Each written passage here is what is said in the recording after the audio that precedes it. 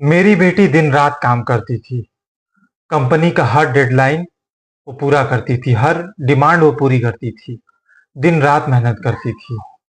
घंटों में काम करती थी कि उसे पता ही नहीं चलता था कि दिन कब है, रात कब है।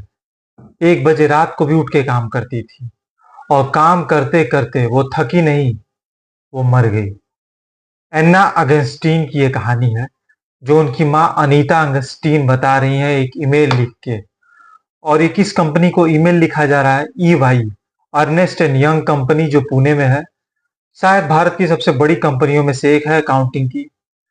वहां एक कॉरपोरेट एम्प्लॉय की कहानी है, जो कि काम करते करते मर गई। काम करने का स्ट्रेस उसको इतना ज्यादा था कि वो एंजाइटी के कारण उसकी मृत्यु हो गई। ऐसा क्लेम तो उसकी माँ का है, लेकिन ऐसा क्लेम उनका गलत है नहीं। क्योंकि जिस तरह से कॉरपोरेट्स में काम कराने की जो डेडलाइन है, या वो फिक्स नहीं है कुछ भी, कभी भी काम करने के लिए बोल दिया जाता है।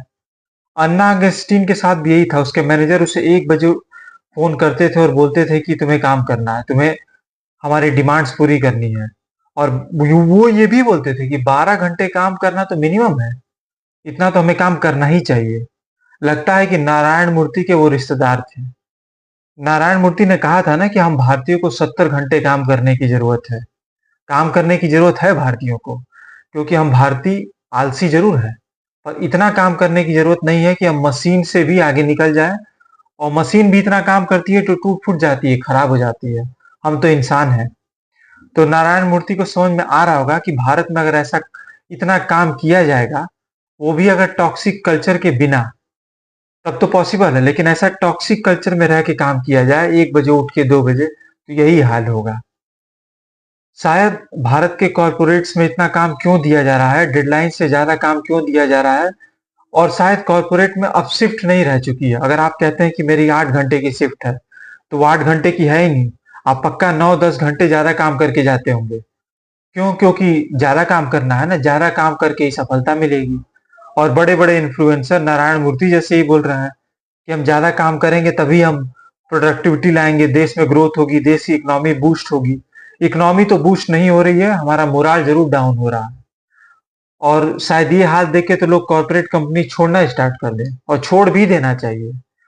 अगर आप 5 साल काम करके फिर भी आपको लग रहा है कि आप टॉक्सिक कल्चर में काम कर रहे हैं, तो छोड़ दीजिए। आपने 5 साल में बहुत कमा लिया है। धंधा शुरू कीजिए, बिजनेस कीजिए। वैसे भी ये सरकार तो बिजनेस के लिए, स्टार्टअप के लिए पैसे दे ही रही है। फेल होंगे तो क्या हुआ, रिस्क लेंगे तभी तो इकोनॉमी यहाँ पर भी बूस्ट हो सकती है। एपीजे अब्दुल कलाम ने बड़ी अच्छी बात कही थी। उन्होंने कहा था, आप कहीं भी काम कर रहा है, आपको जितने घंटे काम करने के लिए बोला जाए उतने ही घंटे कीजिए। उससे अधिक गुलामी है।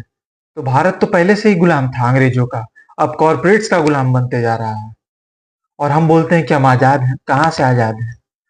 काम करके हमें सुकून मिलना चाहिए। सुकून तो छोड़िए, हमें एंजाइटी, स्ट्रेस मिल रहा है।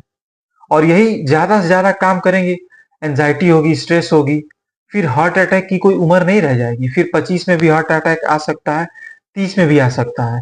तो ये डिसाइड हमें और आपको करना है। पैसा कमाना जरूरी है, पर कहते हैं ना कि हेल्थ इज वेल्थ।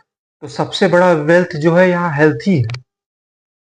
और शायद जो अनीता अंगस्टाइन, जो उनकी मदर ने जो ईमेल लिखा, उस ईमेल का तो एडवर्टाइजमेंट करना चाहिए।